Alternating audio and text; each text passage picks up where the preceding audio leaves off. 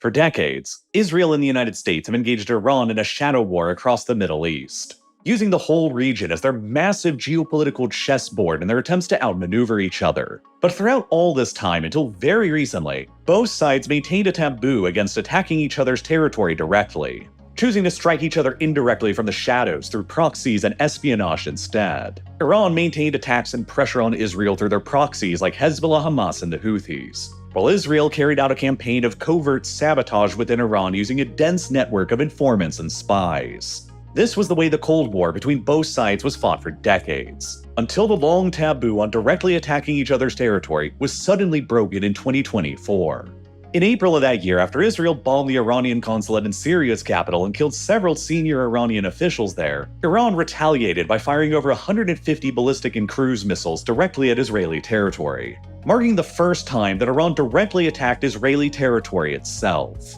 Almost all of the missiles were shot down, and then Israel retaliated by launching limited airstrikes directly on Iranian territory for the first time as well. Later in October of 2024, with the taboo already broken and following Israel's assassination of Hamas's political leader on Iranian soil, Iran attacked Israel's territory directly for a second, even larger time using around 200 missiles, causing only minor damage again. Both of these incidents of direct attacks between them were merely preludes for what was coming in June of 2025 last month, however, when Israel and Iran absolutely shattered the long-running taboo on attacking each other's territories directly. On the 12th of June, the UN's nuclear watchdog agency, the International Atomic Energy Agency, or the IAEA, declared for the first time that Iran was in breach of its nuclear non-proliferation commitments. The very next day, the Israelis launched a massive surprise attack directly against Iranian territory, involving overwhelming airstrikes along with commando and Mossad operatives who were hidden deep within Iran itself on the ground.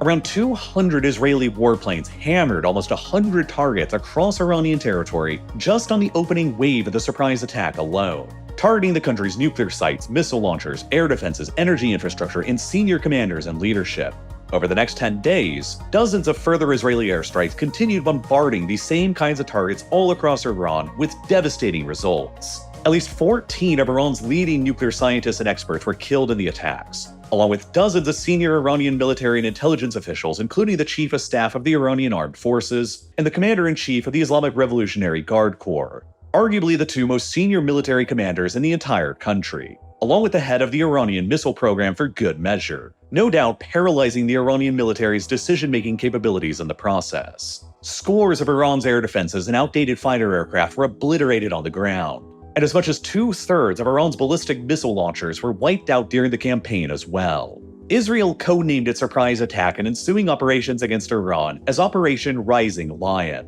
a clear reference to the pre-revolutionary symbol of Iran, the lion, suggesting that Israel's ultimate objective in the campaign went beyond just curbing Iran's nuclear weapons program and was intended to go even further and cause the toppling of the country's theocratic regime as well. Iran almost immediately began retaliating for Israel's attacks, and over the coming 12 days, Iran would fire a similarly unprecedented 532 ballistic and cruise missiles directly at Israeli territory. As in the past, the vast majority of them were either intercepted, misfired, or struck empty parts of the country. But 31 of these Iranian missiles also managed to directly strike major Israeli population centers, causing extensive damage to Israeli urban areas and killing 29 Israelis in the process, all of them civilians. Iran's missiles failed to strike any Israeli military targets like air bases that could have hurt the Israeli war effort, while Israeli strikes devastated Iran's military with significant civilian harm as well, killing as many as 935 people across the country, including many civilians, according to Iran.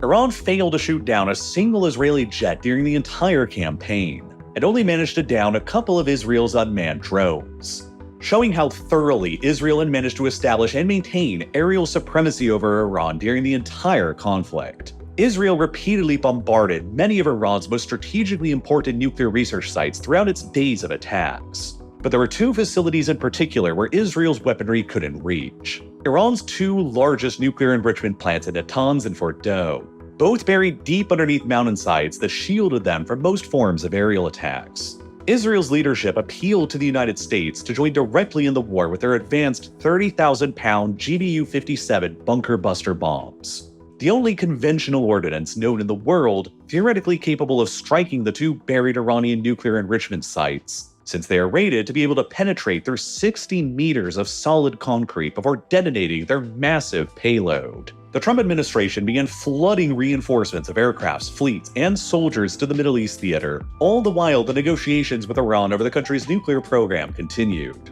But in the end, on the 22nd of June, the Trump administration decided to answer the Israeli call to war and joined with their own unprecedented direct attack on Iranian territory as well, with the goal of crushing the country's nuclear ambitions once and for all. Dubbed Operation Midnight Hammer, the American surprise attack on Iran's nuclear research sites was one of the most complex and technical operations ever carried out in the US military's entire history. America's B-2 stealth bomber fleet, which are capable of carrying the GBU-57 bunker busters, are all primarily stationed at Whiteman Air Force Base in the US state of Missouri. In order to carefully maintain the element of surprise, two groups of B-2 bombers sorted out from Whiteman on the 21st of June, the day before the actual attack, and traveled west across the Pacific in order to serve as a decoy for anyone who might have been watching or paying attention. The next day, on the 22nd, the main strike package, consisting of 7 B-2 bombers loaded up with the bunker busters, departed from Whiteman and traveled east, maintaining almost zero communications and complete radio silence for an 18-hour non-stop flight toward Iran,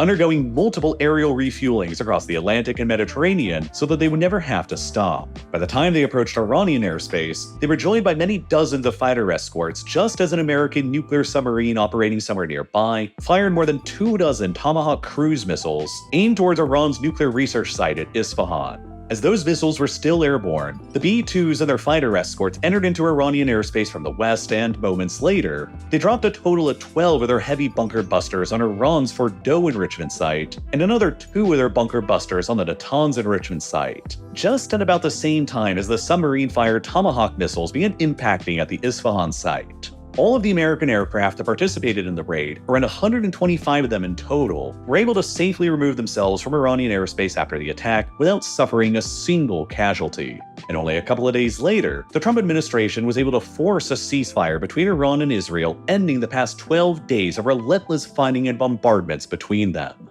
No doubt, somewhat disappointing the Israeli government that was likely hoping for even heavier American attacks that would have toppled the entire Iranian government. And ever since, there's been an enormous amount of debate and controversy over how much damage the American attacks actually did to the Iranian nuclear weapons program, and by extension, how quickly the Iranians might be able to reconstitute their program. Iran's nuclear program was well distributed across several different sites around the country in order to make it harder for enemies to disrupt and attack it. And Iran is a huge country, coming in at about the same size as the entire southwestern corner of the US mainland. Assembling a nuclear weapon is an extremely complex process and requires multiple different steps, each of which have been affected differently by the 12 days of Israeli and American airstrikes. The first step is simply mining the raw uranium ore that's required for a bomb. There are 2 active uranium mines within Iran, with the largest being the Saghand mine in the central east of Iran.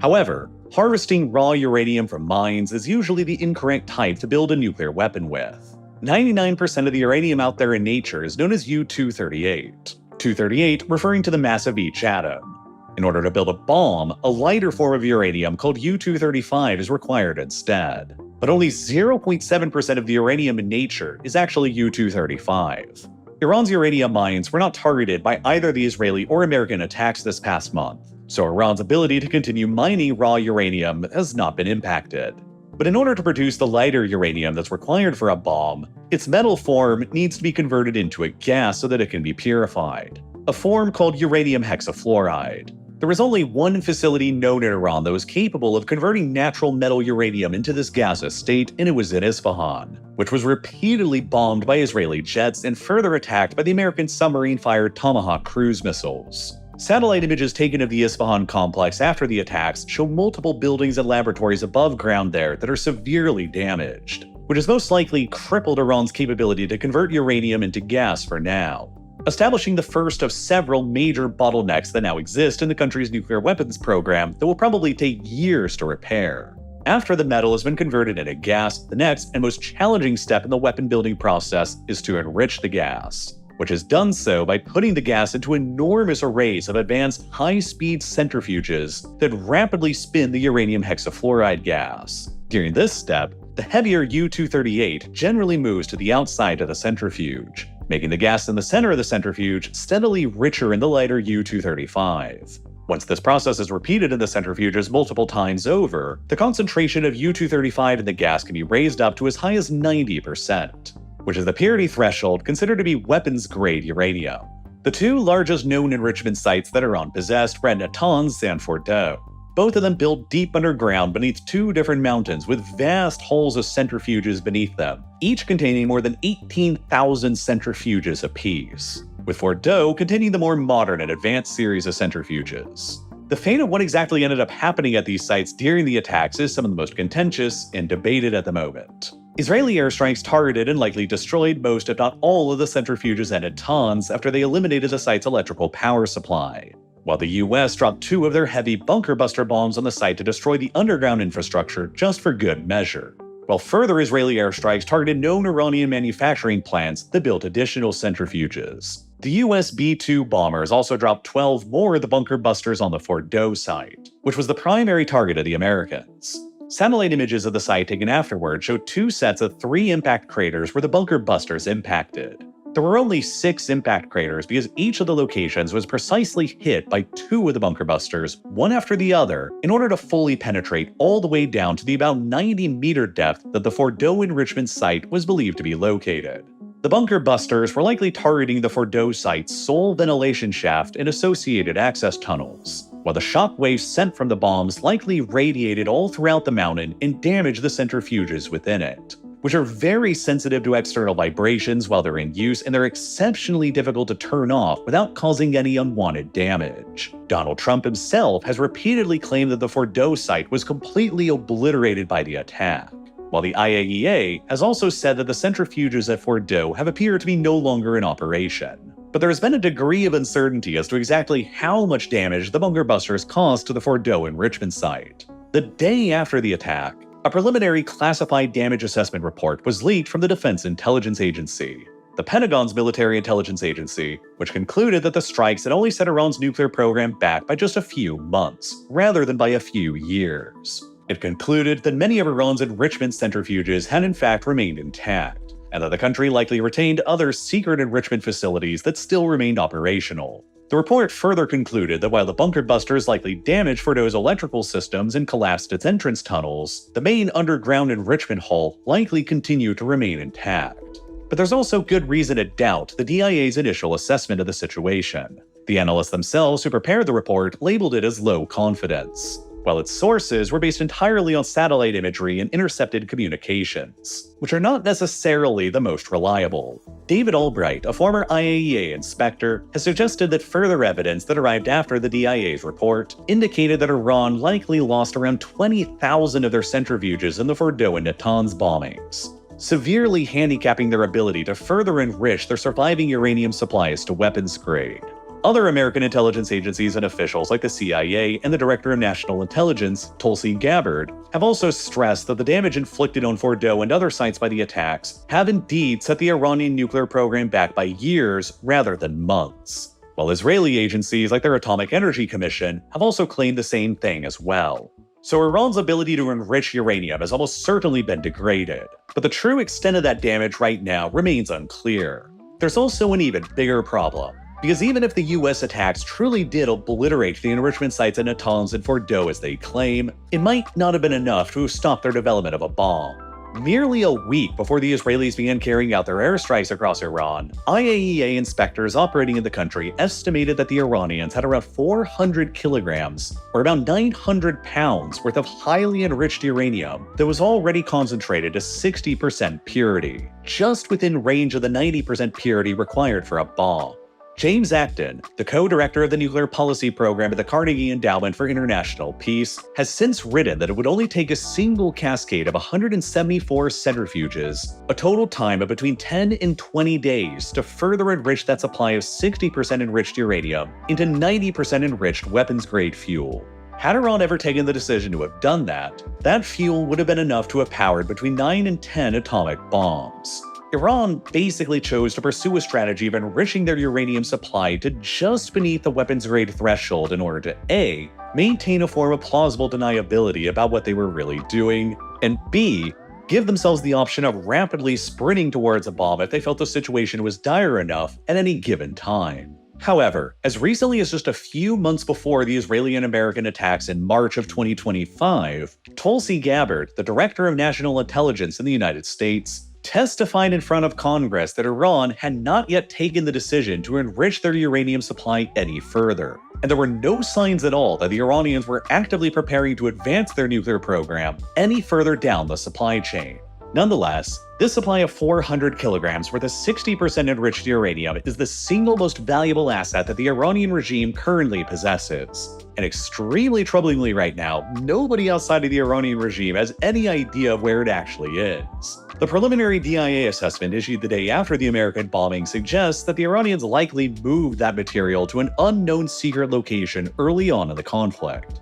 Satellite images taken over the Fordo enrichment facility in the days leading up to the American attack show more than a dozen cargo trucks stationed outside of the facility's entrance, suggesting that Iran may have been moving the enriched uranium in some of the centrifuges from the site before it was actually attacked, which has been repeatedly denied by the Trump administration since. Other trucks were spotted by satellites at the Isfahan complex leading up to the American attack as well, where the Iranians were known to be storing a lot of that enriched uranium at. The IAEA had said just a week before the start of the Israeli airstrikes that the Iranians were storing a lot of the enriched uranium there in specialized casks that were small enough to fit in the trunks of only about 10 cars, implying that they could have easily been relocated to unknown locations from there and safeguarded. Ultimately, the UN's IAEA, America's DIA, and multiple European intelligence agencies currently believe that Iran relocated most, if not all, of its enriched uranium supplies before the attacks happened, while the Trump administration has insisted that it was all or mostly destroyed, but has so far not offered up any convincing evidence of that. If Iran ended up shielding enough of their centrifuges from the attacks in other discrete locations and maintained additional smaller covert enrichment facilities, it'd be theoretically possible for the regime to decide on sprinting towards a bomb and further enriching their surviving supply towards the 90% weapons-grade fuel they could potentially use to power between 9 and 10 atomic bombs. But even if they were able to do that, Iran might still face another critical bottleneck in the next step of the weapons building process anyway, which is actually converting the 90% weapons-grade enriched uranium gas back into its metal form again, a process known as metallization that is required to build a bomb's explosive core. Iran's sole known active metallization facility was at the sprawling Isfahan complex above ground that was relentlessly bombarded by Israeli airstrikes and the American Tomahawk missiles, which likely destroyed it enough that it'll take the Iranians years to rebuild it. Without this crucial capability, Iran will not be able to build a bomb even if it manages to rapidly enrich its surviving supplies of uranium gas to weapons grade. Although it has been pointed out that Iran has maintained other known metallization plants in the past that could potentially be restarted again, and it might have other secret metallization plants elsewhere where the work could be conducted away from prying eyes, though there is no publicly known intelligence that currently suggests that. Similarly and finally, even if Iran finishes the metallization process, it would still have to miniaturize further crucial components, like a detonator system, in order to properly fit it on a delivery system like a warhead on a missile. Iran may or may not have this capability right now. It's a little unclear and depends on what source you're looking at. But the Israelis did bomb and destroy multiple buildings at Iran's Sanjarian manufacturing plant, which was known to produce these kinds of miniaturized detonator systems, which also might complicate Iran's ability to finish this final step of a bomb's construction as well. Although, like its potentially secret hidden metallization and enrichment facilities, Iran could maintain other hidden detonator system plants as well. Basically, nobody really knows at this point the true extent of the damage that the Israeli and American attacks did to Iran's nuclear program.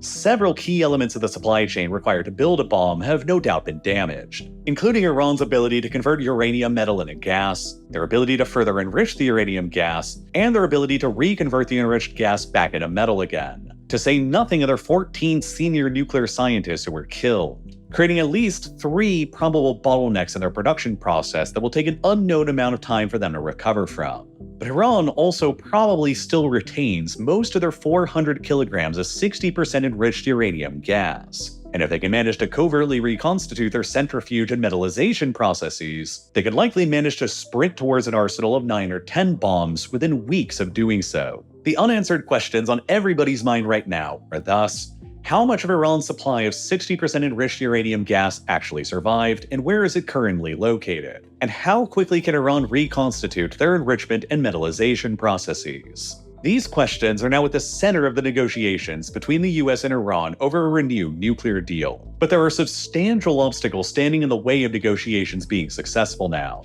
Trump continues to insist that Iran agree to completely scuttle its entire enrichment processes permanently, or there won't be any deal at all. Something that the Iranians are almost certainly never going to agree to now, because they no doubt view their eventual acquisition of a nuclear bomb as their only guarantee of safety in this dangerous world. Over the past nearly 2 years of war across the Middle East, Iran has completely lost its carefully built-up conventional deterrence to relentless Israeli and American attacks. Its proxies at Hezbollah and Hamas had spent tens of billions of dollars and decades building up have been completely crippled. Its allied regime in Syria has been toppled, while Israeli and American warplanes showed that they were capable of bombarding the country and killing its senior leadership with complete impunity. Iran's only possible way to maintain deterrence standing is completing its nuclear project. And they have zero trust in the Trump administration or Israel that if they give that up, they won't just take advantage of it and try and topple their even more exposed regime later.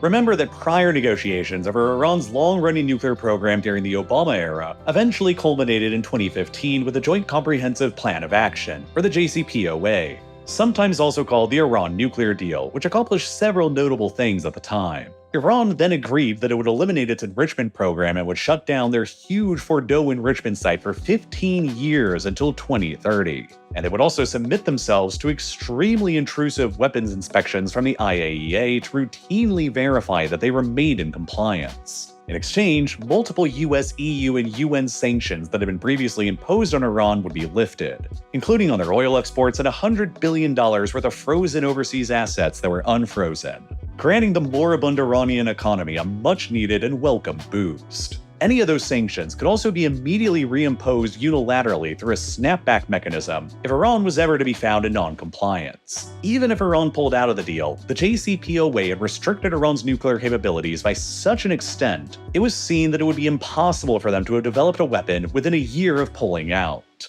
giving the world enough time to resort to military action if that ever happened. Nonetheless, there were several opponents to the deal in the West and a lot of substantial criticism. Some critics of the JCPOA blasted it as only a band-aid to the problem, only restricting Iran's nuclear program for 15 years and only delaying it until 2030 rather than decisively shutting it down for good. Israel and Netanyahu's government fiercely objected to the deal, claiming that it legitimized the Iranian nuclear program and claiming that Iran would either find ways to violate the agreement or would simply wait it out for 15 years and just restart it again later, kicking the Iranian nuclear can down the road for future leaders to figure out instead. The deal also didn't address or put any limits on Iran's ballistic missile program, and it freed up huge amounts of cash for Iran to begin piling into its various regional proxy forces like Hezbollah, the Houthis, and Hamas, which further inflamed tensions between Iran and the Gulf Arab states and led to countries like Saudi Arabia and the United Arab Emirates opposing the deal as well. While intended to last for 15 years, the JCPOA only ended up lasting for 3 years until 2018. When the Trump administration unilaterally pulled the US out of the deal and reimposed crushing sanctions on Iran instead, despite the fact that all evidence at the time indicated that the Iranians were upholding their end of the deal. Back then, Obama predicted that Trump's decision to do this was going to eventually present America with what he called the losing choice between a nuclear-armed Iran or another war in the Middle East. Enraged and feeling betrayed by the collapse of the deal, the pragmatists in the Iranian regime who had been steadily gaining momentum were sidelined in favor of the hardliners again. And with the crushing American sanctions reimposed, Iran quickly began restarting small elements of their nuclear program and gradually violating the original terms of the JCPOA. Small-scale enrichment began again, centrifuge production and use increased, and access to the IAEA was steadily restricted again. Then in January of 2020, after Trump ordered the drone strike that killed one of Iran's most senior generals who was in Iraq at the time, Qasem Soleimani, Iran declared that they were no longer going to abide by any of the remaining limits on their nuclear enrichment program. And so their stockpile of enriched uranium began rapidly expanding again from almost nothing to include the increasing volumes of highly enriched uranium at 60% within only a stone's throw away of the 90% weapons-grade fuel. After Joe Biden became America's next president in 2021, he promised to renegotiate another nuclear deal with Iran, but for years it proved to be too difficult, with the lack of trust since Trump ripped the US out of the last deal. Throughout his term in office, Biden insisted that Iran needed to return back to the original restrictions on their program imposed by the JCPOA before he would lift the reimposed sanctions, while the Iranians continued to insist the opposite and demanded that the sanctions be lifted first as a sign of trust. No side ever proved willing or capable of budging for years, and then came the Hamas attack on Israel in October of 2023, which sparked the series of events into motion that led to Hamas and Hezbollah getting catastrophically crippled and the Assad regime in Syria collapsing, completely undermining Iran's strategy of conventional deterrence and exposing them for the first time in decades to direct Israeli and American attacks.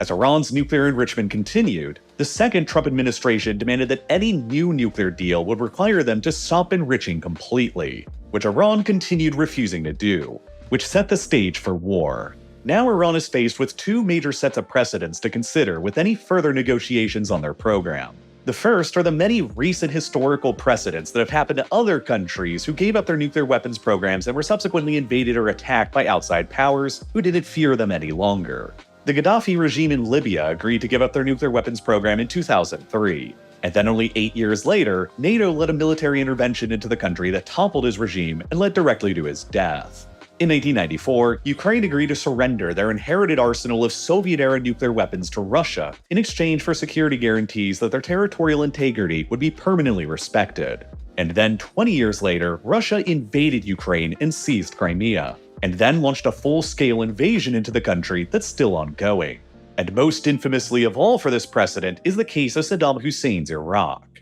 which pursued a nuclear weapons program throughout the 1980s that was decisively shut down after the 1991 Gulf War, and then painstakingly contained by the United States through a combination of no-fly zones, sanctions, espionage, and occasional bombings for another decade that all proved to be a long prelude to the 2003 invasion of the country, which collapsed Saddam's regime and led to his death. Iran fears that it is now the next Iraq or Libya. They fear that with our conventional deterrence crippled with Hamas and Hezbollah down on their knees, and their ballistic missiles and launchers largely destroyed, if they give up their nuclear program now, even after the damage it has sustained through the Israeli and American attacks, the US will sooner or later simply treat them the same way they did Libya and Iraq beforehand, and attempt to topple their regime without a fear of major deterrence. This lack of trust is not reinforced by the enormous presence of the US military around them in the Middle East right now, and the shattering of the taboo on direct attacks on Iranian soil now.